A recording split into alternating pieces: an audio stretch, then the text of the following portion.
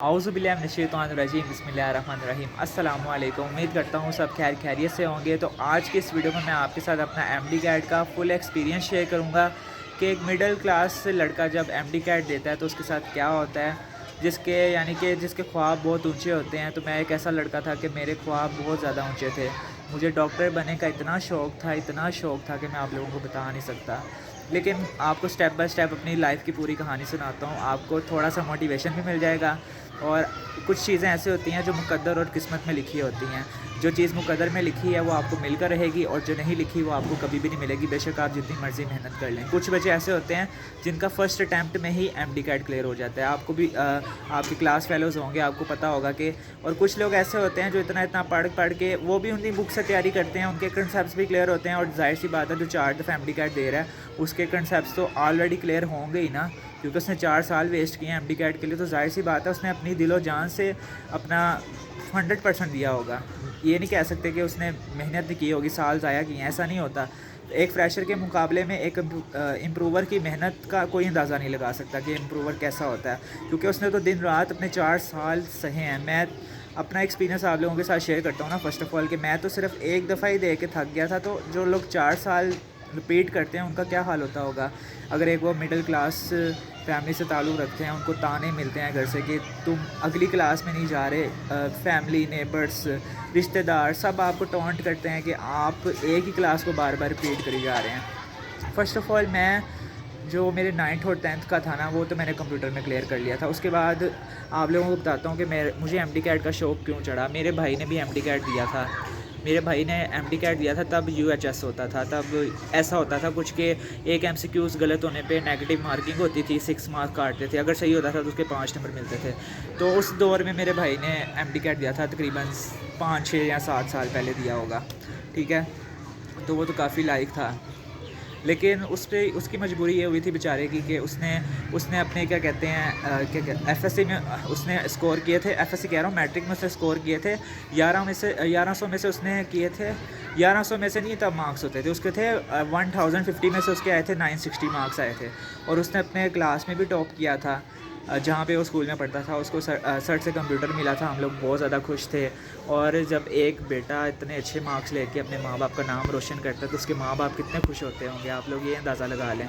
तो जाहिर सी बात है मेरी अम्मी की जब मेरे भाई के लिए अकेडमी बुलाते थे ना मेरी अम्मी को रिज़ल्ट के लिए, तो अम्मी का सर ऊँचा हो जाता था, मतलब गर्व से कि वाकई यार मैं अपनी औलाद की मैंने ऐसी परवरिश की है। इतना मतलब कि किसी का भी लायक बेटा हो, कोई भी किसी बच्चे की तारीफ़ करे तो माँ बाप को बहुत प्राउड फील होता है कि हमारे जो पैसे हम लगा रहे हैं, हम जो इतनी मेहनत अपने बच्चे पे कर रहे हैं वो ज़ाया नहीं जा रही। तो इस तरह ही मैं अपने भाई की लाइफ स्टोरी पहले आपके साथ शेयर करता हूँ, फिर अपनी लाइफ स्टोरी शेयर करूँगा। तो इसी तरह उसने दे दिया, यानी कि उसके मार्क्स आगे काफ़ी अच्छे मार्क्स है, उसने टॉप किया। उसको लैपटॉप भी मिला था, तब नवाज शरीफ होता था तो लैपटॉप भी उसको मिला था और अपने स्कूल से उसको लैपटॉप मिला था। और उसको जहाँ पे वो अकेडमी पढ़ता था वहाँ से उसको शील्ड मिली थी।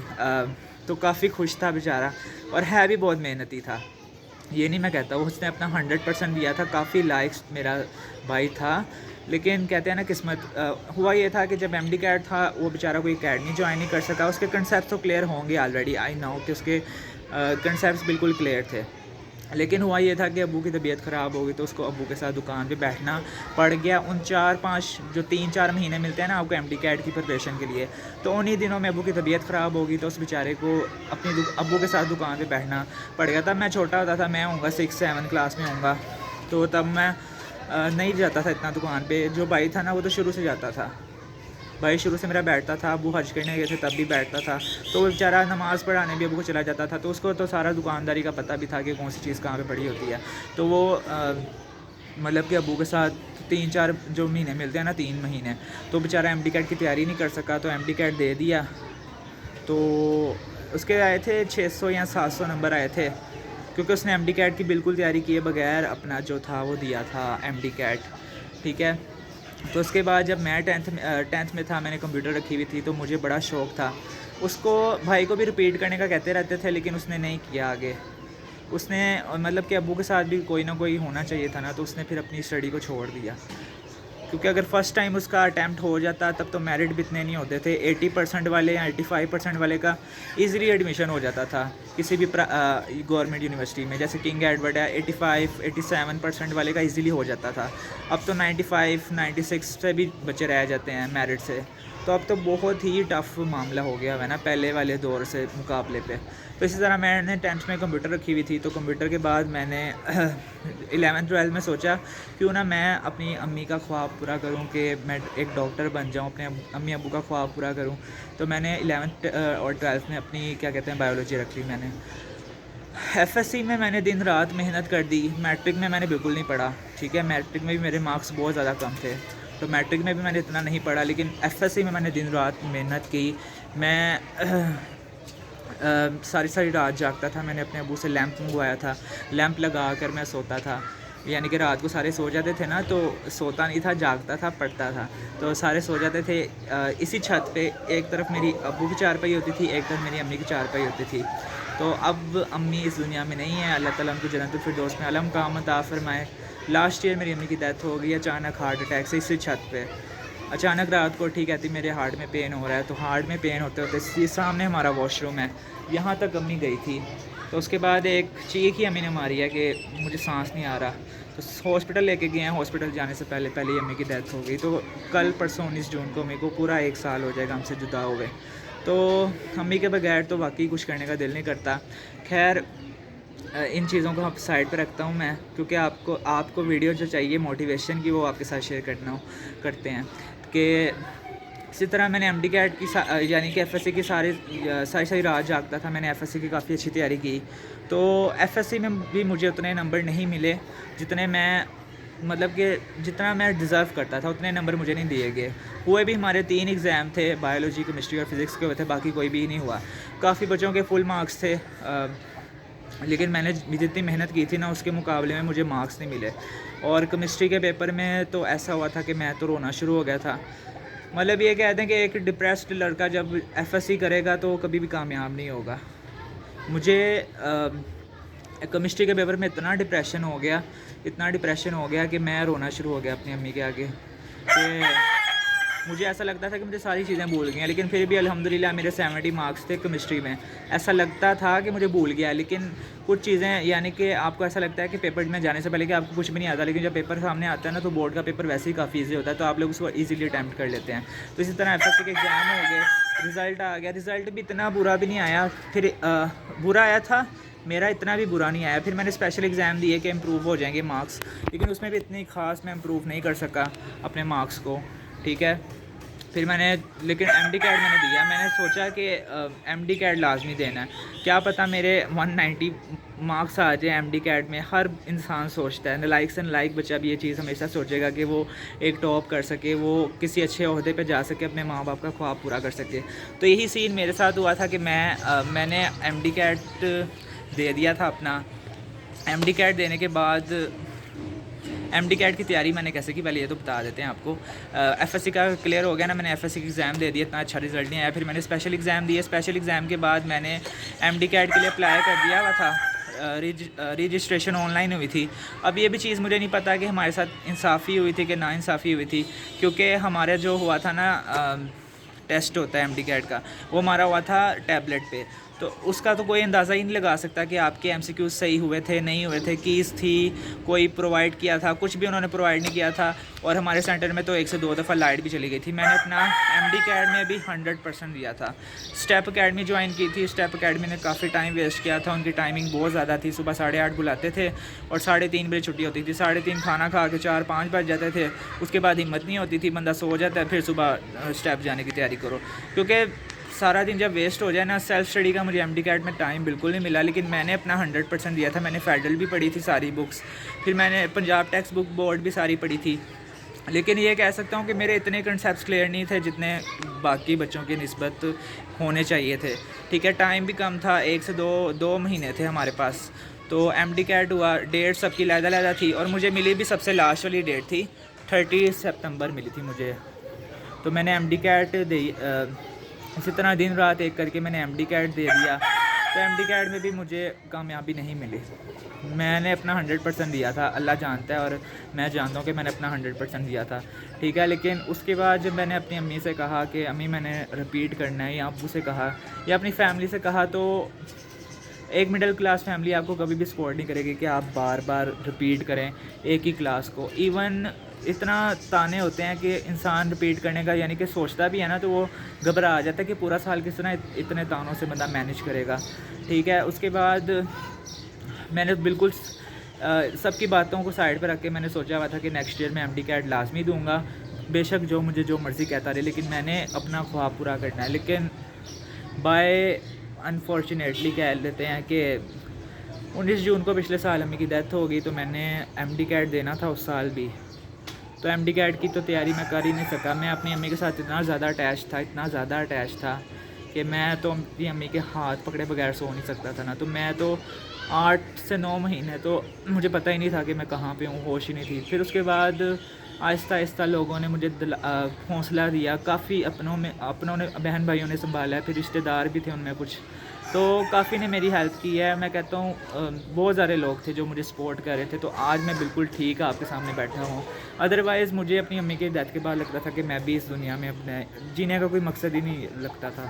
لیکن پھر بھی اب سب یعنی کہ سب نے تھوڑا تھوڑا کر کے حوصلہ دے کے لیکن پھر بھی دل تو نہیں لگتا, لیکن جینا پڑتا ہے. مرنے والوں کے ساتھ مرا نہیں جاتا, یہ لوگ کہاوتیں کہتے ہیں, لیکن اندر سے انسان مر جاتا ہے پورا. کوئی اپنا آپ کا ماں باپ چلا جائے نا کوئی بھی, تو آپ کے اندر سے جو فیلنگز ہوتی ہیں نا نئے کپڑے پہننے کی, اب عید آ رہی ہے نا, جیسے میرے اندر ایسی کوئی فیلنگ نہیں ہے کہ میں نئے کپڑے پہنوں, نیا پرفیوم لگاؤں یا نئی واچ خریدوں, ایسا کوئی بھی شوق نہیں ہوتا. یہ صرف شوق آپ کے ماں باپ کے ساتھ اچھے لگتے ہیں. تو جب عید ہوتی تھی نا تو اتنا شوق ہوتا تھا, امی ہمیں خود کپڑے لا کے دیتی تھی. میں تو بازار تک نہیں جاتا تھا, درزی تک نہیں جاتا تھا, کھانے کی کوئی چیز باہر, میرا نان تک میری امی لینے جاتی تھی. صحیح بات بتا رہا ہوں, میری امی اور میرے میں بہت زیادہ پیار تھا.